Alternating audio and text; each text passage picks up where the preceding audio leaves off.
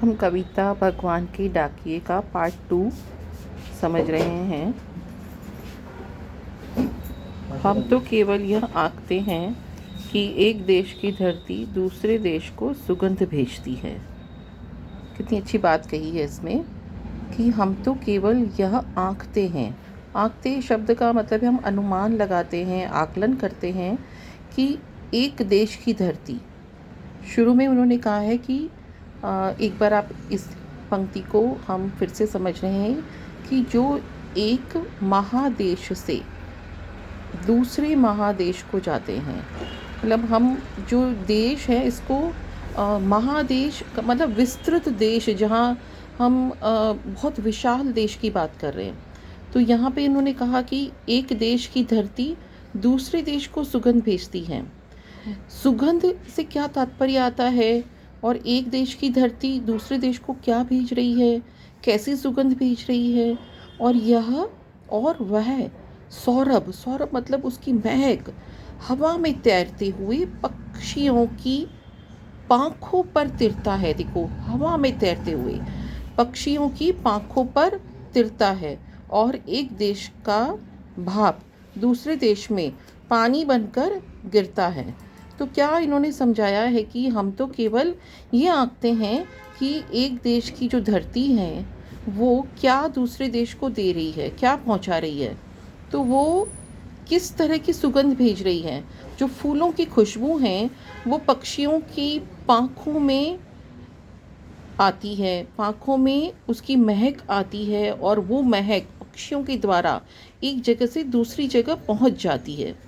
और इसे हम ऐसे भी समझ सकते हैं कि एक देश की संस्कृति और उस संस्कृति के कुछ अच्छे सुगंधित गुण जो हम दूसरे देश को भेज सकते हैं, पहुंच सकते हैं।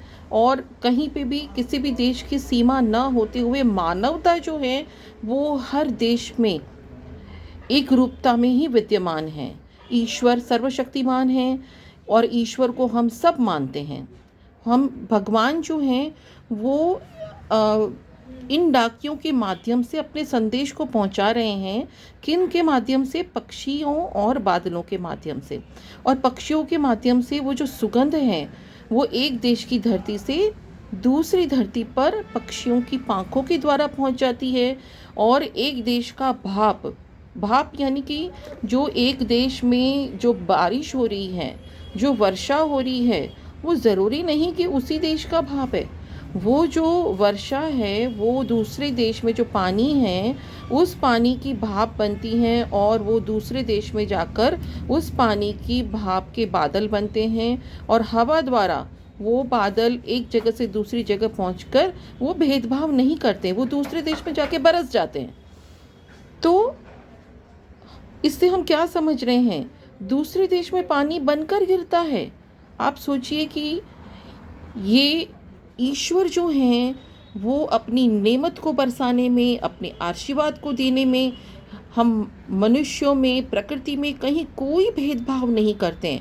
ये एक देश है, इस देश की सीमा रेखा है, या यहाँ के मानव की संस्कृति अलग है, इस देश में जो मानव है उनकी संस्कृति अलग है। नहीं, हमें जाति, रंग, रूप, देश, भाषा सबसे ऊपर उठकर एक मानवता का जो संदेश है, मानवता को जो इंसानियत है उसे ये पक्षी और बादल तक इस को समझते हुए और ईश्वर के संदेश को पहुंचा रहे हैं। कैसे पहुंचा रहे हैं ये हमने अभी अभी समझा है कि दूसरे देश में सुगंध आती है पक्षियों के पंखों से और मानवता फैलती है।